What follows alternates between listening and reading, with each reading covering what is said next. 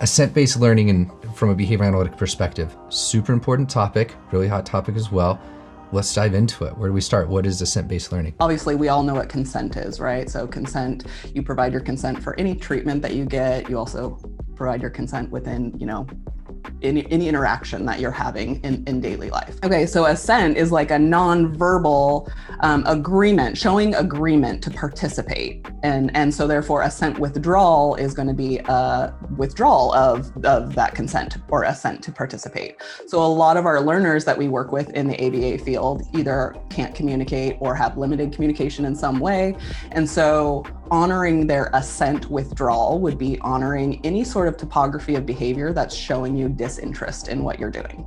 So we started talking about kind of an assent-based learning model, in that it's a system in which you honor assent withdrawal and you analyze the situation, and then you teach advocacy statements so that your learners are able to communicate their needs in a better way. So we'll get to the system here shortly, but first, why is this important? So I think a couple reasons. Number one, like in the last several years, we've seen a big movement just in society in general to really be listening to people and honoring their needs. The Me Too movement, all of that kind of stuff. And so why not take the opportunity for to do this same thing in our work with our learners? I think that's a big one. Also, I think that the field of ABA and education as well has a very heavy compliance-based history. And so, when I was young and in school, it was a lot of like, you do what the teacher says kind of a thing. And so, it's one thing when you've got learners who are able to learn advocacy skills and generalize them. But as we can see, even with typically developing adults, those things aren't generalized and people aren't actually standing up for themselves in a lot of situations, depending on what's going on. So given the populations that we work with, it's like the most important thing that we could be teaching our learners at this point is how to advocate for themselves, how to identify what's going on in their bodies that they like or don't like, and then to also persist in getting their needs met. Awesome, totally agree. So what are some of the misconceptions of assent-based learning? In the times that I've taught assent-based learning, or as we used to call it, assent withdrawal model, people always start with like, you're just gonna let the learners do what they want.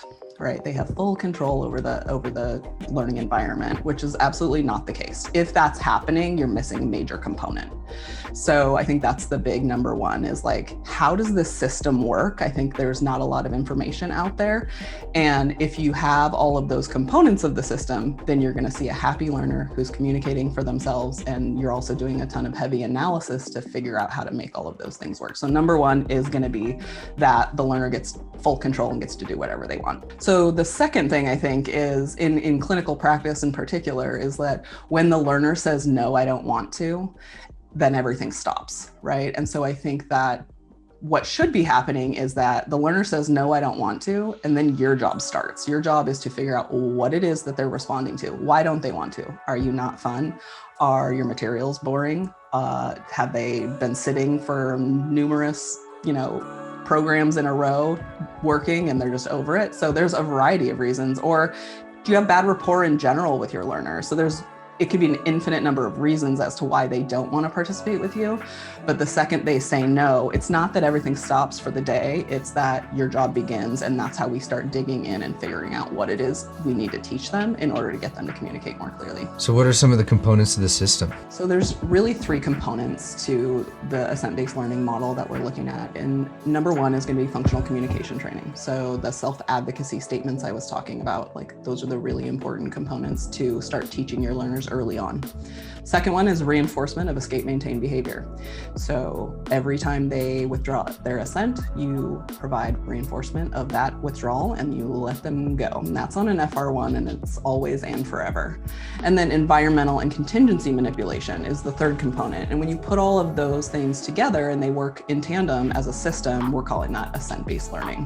All right, so those are the components, but how does it work? Within the assent-based learning model, everything works like a feedback loop. So we're going to start with assent withdrawal. So it occurs, right? Some SD is presented, your learner withdraws assent.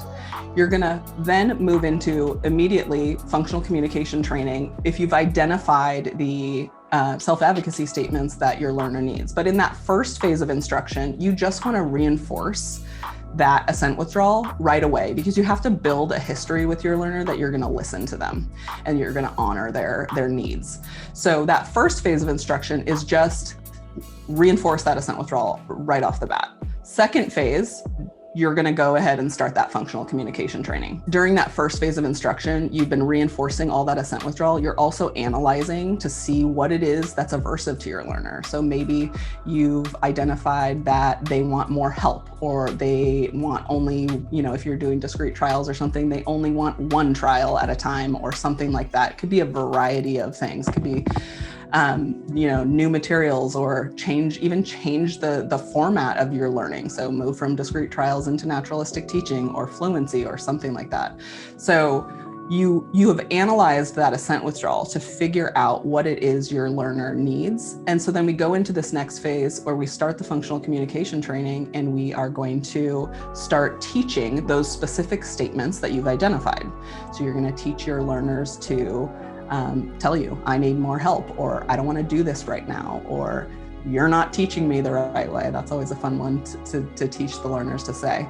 So you're going to start doing that.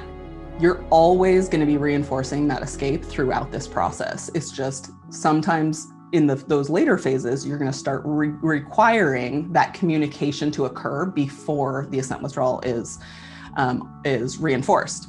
And so after you get that going, you've got some self-advocacy statements going on, then you're also going to be looking at those environmental variables that your learner didn't appreciate, and you're going to make changes to them, right? So you're going to change contingencies.